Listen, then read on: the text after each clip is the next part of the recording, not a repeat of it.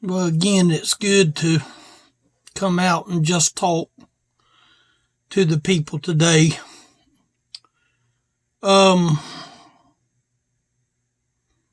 Yesterday, my little grandson came and he's getting used to where he likes to ride my little side-by-side. And I had drove it around the yard just to warm it up so it would be ready to run whenever he got here. And so I drove it down the road to my mom's driveway and back and all through the yard, and I had shut it off right there at my garage where it'd be real easy to just crank it up and drive away with him on it. I looked down on the ground and I noticed that the clutch housing was laying on the dirt.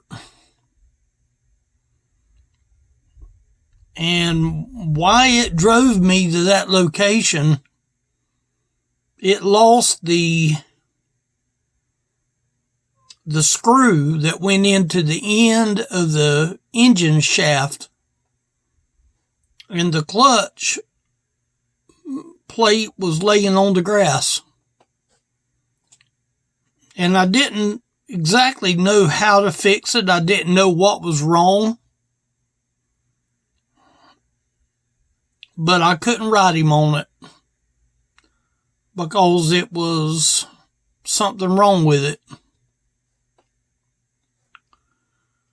So I wondered about what it could have been, and I didn't know what it was, and I couldn't find the screw the size that I needed. So I pulled up on YouTube a little small video, only a minute and a half video, and it was a young boy that was telling me the size of the screw that went into the end of that shaft on the engine. He told me what size it was. It was a 5/16 fine thread. And so I took the video with me just in case I needed it to get the right one. And I ended up going to the parts house and they gave me 3 and said to just bring back the 2 that I don't need, that one of them would fit it. They was all different lengths. They was the same size, but they was different lengths. So I come back and I installed it on there and got on there and cranked up the engine and tried to mash the gas and it wouldn't go nowhere. And I'm thinking, what in the world is going on? So I took it off and took it down to a local shop where I know the boy. And he, did a little beating out here and there. And I just knew, well, it's going to work. There wasn't nothing broke. I didn't see anything broke in it. I brought it back and put it on there like you showed me how it went, and it didn't work.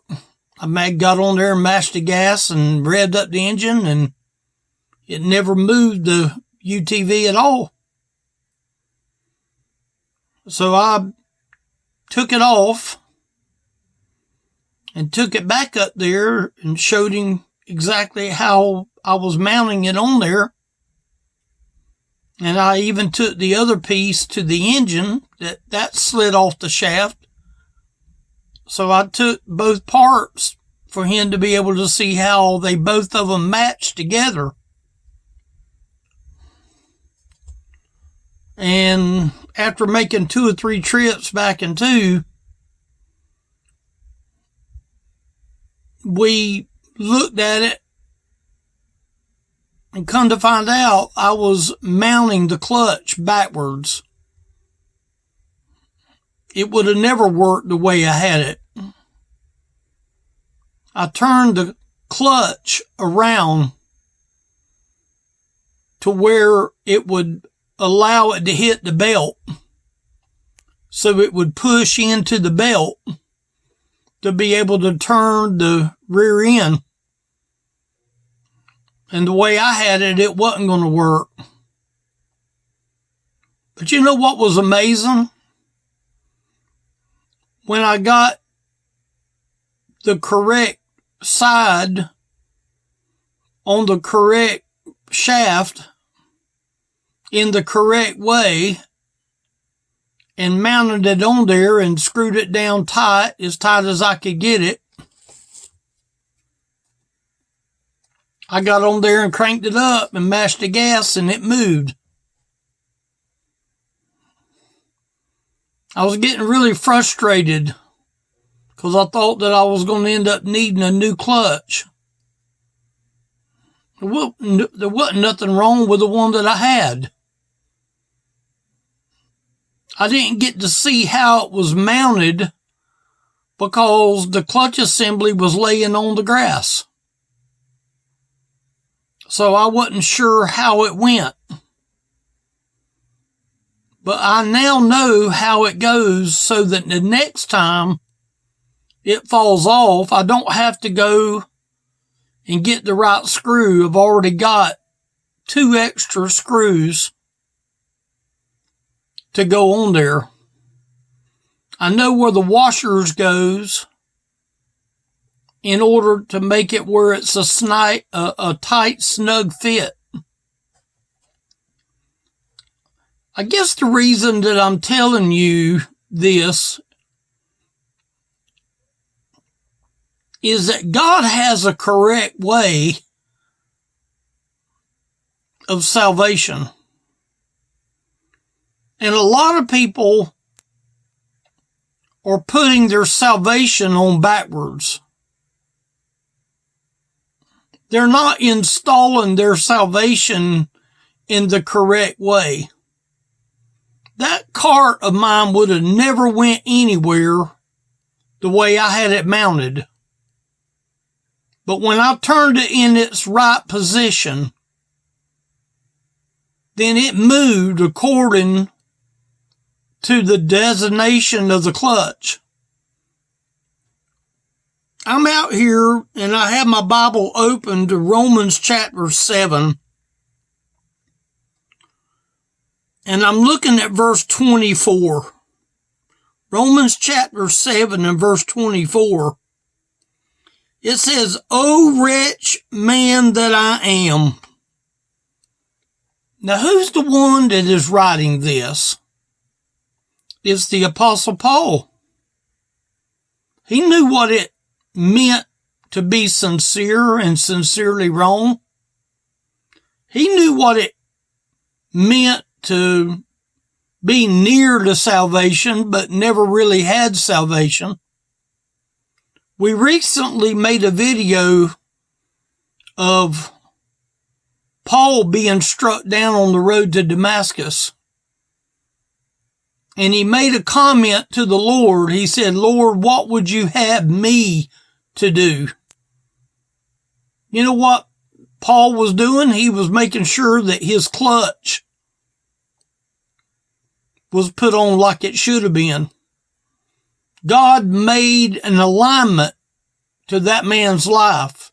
And the reason he says here in verse 24, "O wretched man that I am," I'm not a mechanic, but I know more about that clutch plate on my UTV now than I did before. I know what to expect on how to make it work now than the way it was before. I can consider myself a wretched man. Paul is referred to him being a wretched man, spiritually speaking. He's talking about spiritual. I used a story about a clutch. Paul's using a story about him being a wretched man. A wretched man is a lot like that clutch that I had that was put on backwards. He says, "O wretched man that I am, who shall deliver me from the body of this death?" Now the next verse says that it's Jesus Christ. That only Jesus is going to be able to put the clutch on the right shaft and put it in the right direction. And Paul is simply saying here, "O wretched man that I am." I honestly had no clue of what I was doing today. I went to my little town 3 different times to try to figure out why the thing wasn't working. I drove 3 different times up to my little community to ask somebody that didn't know anything about that clutch, and he works on stuff all the time. But we realized what I was doing wrong. He showed me, or I showed him, how I was putting on the clutch. And I turned it around myself. And when I turned it around, he said, "That's the way it goes." It wasn't the way that I had it going on the 2 times that I tried it. I can relate to what Paul is saying here when he says, "O wretched man that I am, who shall deliver me from the body of this death?" You know, he knew who was going to deliver him. It was going to be Jesus the Christ that was going to deliver him. But I want to look down in verse number 1 in chapter 8. It says, "There is therefore now no condemnation to them which are in Christ Jesus, who walk not after the flesh, but after the Spirit." How many people today is got their clutch on backwards? And they're thinking that they're going to make it into heaven because I'm a church member. You know, I was sincere about what I was doing. I wanted that thing to work the very first time. But now I know. After trial and error, now I know. Paul said here in verse 1 of chapter 8, "There is therefore now no condemnation to them which are in Christ Jesus." Meaning the direction of the clutch has to go one way. It will not work backwards. And there's a lot of people that are trying to get into heaven, and it just so happens that their apparatus is on backwards. And Paul said here in verse 24, "O wretched man that I am." Did I feel wretched this morning? Sure I did. "Who shall deliver me from the body of this death?" There's only one that's going to deliver you to heaven, and that's Jesus Christ. He doesn't want you to have your clutch on backwards. You know what was amazing? When I turned it around the right way and I bolted everything down, it was amazing that when I mashed the gas, it moved the cart. And you know why there's so many people that are unaligned when it comes to the alignment of God? Because it could very well be they're dependent on their religion more than their correct installation. Paul let it be known here, there is therefore now no condemnation to them which are in Christ Jesus. Do you think Paul had to think back when he murdered Stephen? That he could have allowed that guilt to have just got him down and got him down. But now he's saying here, there is therefore now no condemnation. Even though that I was making a mistake on the correct procedure of how to put that clutch plate on that UTV, the Lord allowed me to put it the right way where it would work. And there's a lot of people that has their clutches on backwards. They got the look of salvation. They got the look of knowing Jesus. They've got the look. See, I had the look of the UTV in my yard, but it would not operate not the way I had it. And what Paul was saying here, there is therefore now no condemnation to them which are in Christ Jesus, meaning the right connection, the right direction, where salvation kicks in, which there is therefore now no condemnation to them which are in Christ Jesus, meaning the right direction, who walk not after the flesh, but after the Spirit. See, the Lord knew that when I turned that clutch around in the right direction,